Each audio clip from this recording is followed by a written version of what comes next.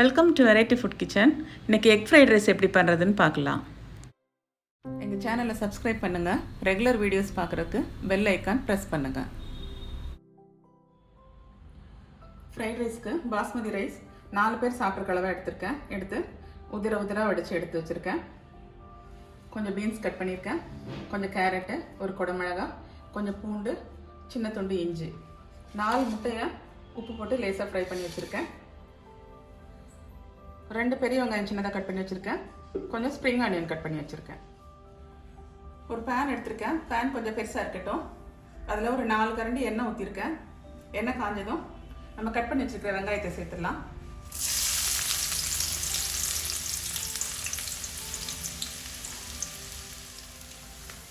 வெங்காயம் நல்லா ஒரு நிமிஷம் வதங்கினதும் பூண்டு சேர்த்துடலாம். இஞ்சி, கட் பண்ணி வச்சுருக்கிற கேரட்டு, பீன்ஸ் எல்லாம் சேர்த்துடலாம்.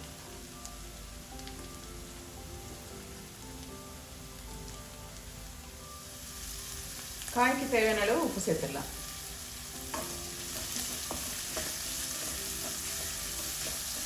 ஒரு 2 நிமிஷம் நல்லா ஃப்ரை ஆகட்டும்.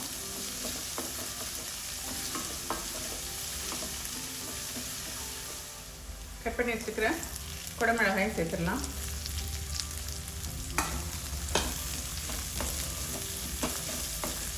ஒரு நிமிஷம் வதங்கினா போதும்.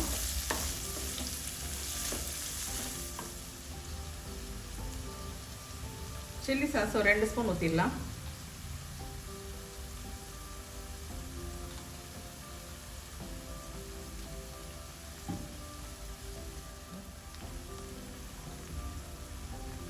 சோயா சாஸ் ஒரு 1.5 ஸ்பூன் சேர்த்துடலாம்.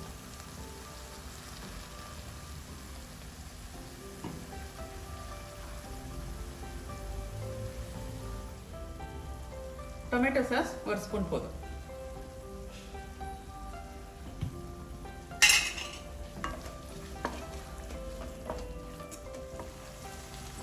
நம்ம வடிச்சு வச்சிருக்கிற சாதத்தை இதில் சேர்த்துடலாம்.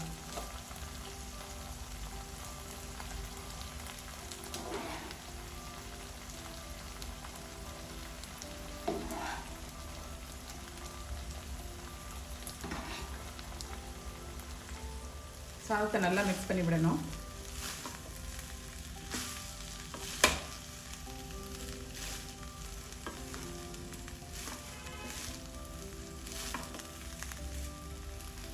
சாதத்தில் நம்ம ஏற்கனவே ஃப்ரை பண்ணி வச்சுருக்கிற எக் அதில் சேர்த்துடலாம்.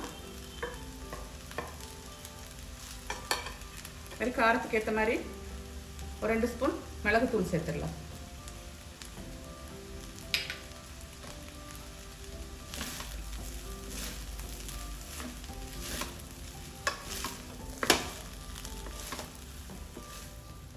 ஃப்ரைட் ரைஸ் ரெடி ஆகிடுச்சு. இப்போ ஸ்ப்ரிங் ஆனியன் தூவி இறக்கிடலாம்.